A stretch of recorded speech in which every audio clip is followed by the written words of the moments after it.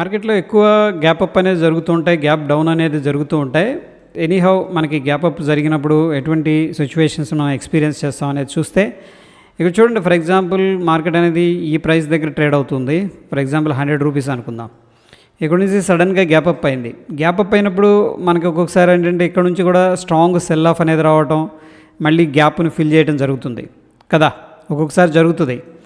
దాని తర్వాత ఒక్కొక్కసారి ఏం జరుగుతుందంటే ఇక్కడ స్టేబుల్ అయ్యి దాని తర్వాత స్లోగా పైకి వెళ్ళటం కూడా జరుగుతుంది. ఈ 2 సినారియోలు ఉంటాయి. ఇంకా అండ్ ఆఫ్ కోర్స్ ఏంటంటే థర్డ్ సినారియో ఉంటుంది. అది వెరీ ఎక్సెప్షనల్ అనమాట. అంటే మార్కెట్ అయితే పైకి వెళ్దు కిందకి వెళ్దు ఇక్కడే ఉంటూ ఉంటుంది.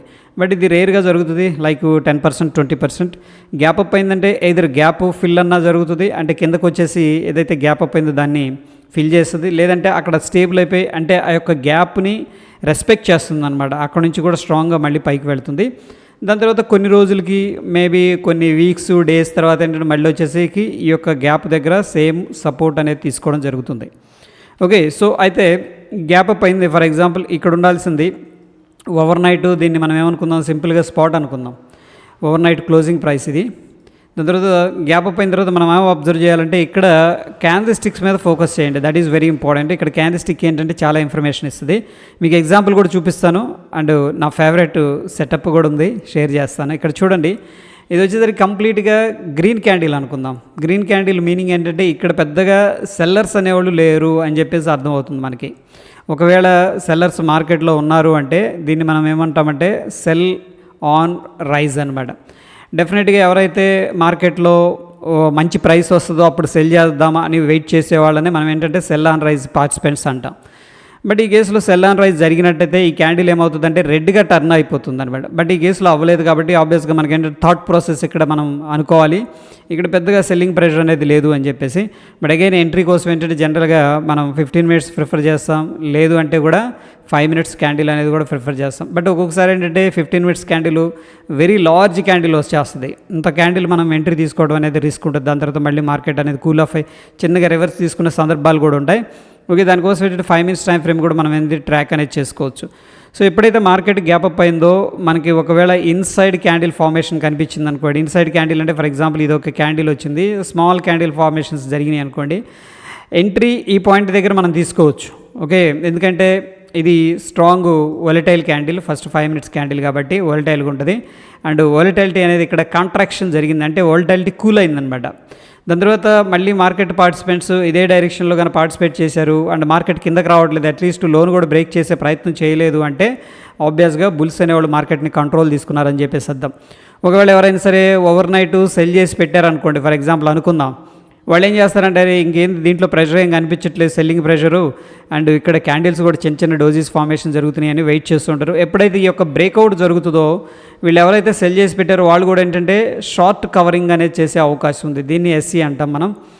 సో షార్ట్ కవరింగ్ ఎప్పుడైతే వచ్చిందో మళ్ళీ ఈ యొక్క లెవెల్ దగ్గర నుంచి కూడా మార్కెట్ కొద్దిగా ఫ్యూల్ అవుతుంది అనమాట. అంటే ఆల్రెడీ సెల్ చేసిన వాళ్ళు మళ్ళీ రికవర్ చేస్తున్నారంటే కూడా కొద్దిగా ఇక్కడ యాడ్ ఆన్ జరిగి కొద్దిగా మూవ్ అనేది ఫాస్ట్గా మూవ్ అయ్యే ఛాన్సెస్ ఉంటాయి. సో ఇది వెరీ గుడ్ ప్యాటర్న్. ఈ ప్యాటర్న్ అనేది మనం గ్యాప్ అప్ అయినప్పుడు చూసుకున్నట్టయితే చాలా బ్యూటిఫుల్గా వర్కౌట్ అవుతుంది. సో చూడండి, నిఫ్టీ వచ్చేసరికి డౌన్ సైడు 19,303 అనేది సపోర్ట్ అనుకున్నాం.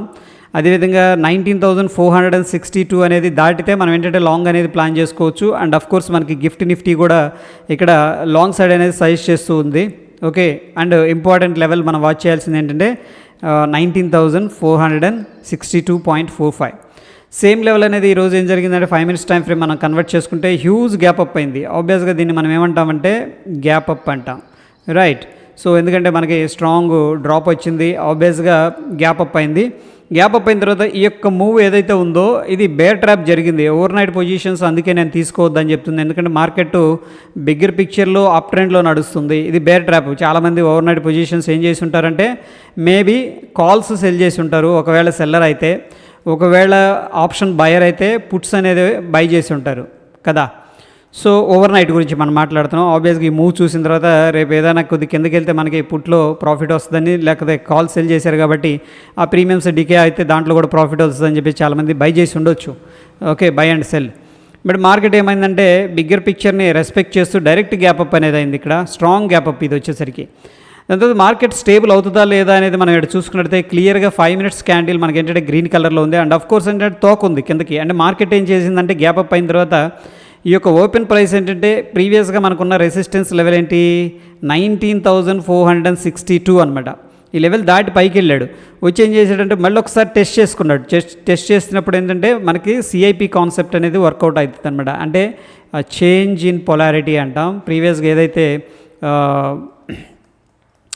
రెసిస్టెన్స్ ఉందో ఆ రెసిస్టెన్స్ అనేది మనకి ఏమైందంటే సపోర్ట్ లాగా వర్కౌట్ అయింది. ఎగ్జాక్ట్గా అదే పాయింట్ టెస్ట్ చేశాడు. బట్ ఎనీహౌ ఈ టెస్ట్లో మనం తీసుకోకపోవడం అనేది అది స్కాల్పర్స్ డెసిషన్ అనమాట. ఒకవేళ మీరు స్కాల్పర్ అయితే ఇక్కడ ఏదన్నా 1 మినిట్ టైం ఫ్రేమ్లో లేదా 3 మినిట్స్ టైం ఫ్రేమ్లో మంచి ఆపర్చునిటీ వస్తే కూడా అటెంప్ట్ అనేది చేసుకోవచ్చు, ఎందుకంటే సిఐపి కాన్సెప్ట్ సపోర్ట్ చేస్తుంది కాబట్టి.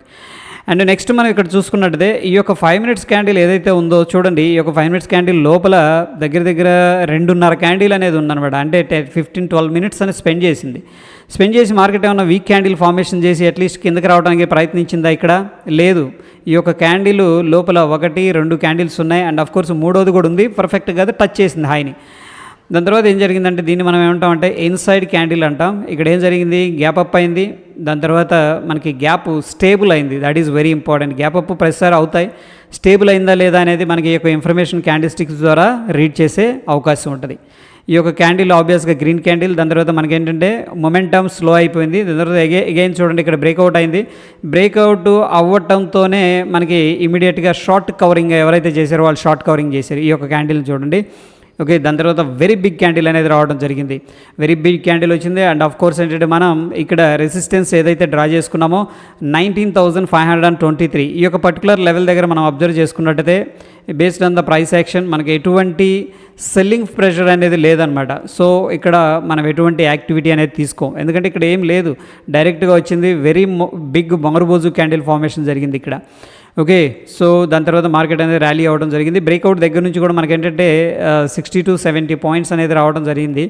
సో డెఫినెట్గా ఇది వెరీ గుడ్ ట్రేడ్ అని చెప్పేసి చెప్పుకోవచ్చు. ఎనీహౌ ఏంటంటే ఈ యొక్క పర్టికులర్ లెవెల్స్ని మనం ప్రీ మార్కెట్ రిపోర్ట్లో డైలీ డిస్కస్ చేసుకున్నాం, ఏవి ఇంపార్టెంట్ లెవెల్స్ అని చెప్పేసి.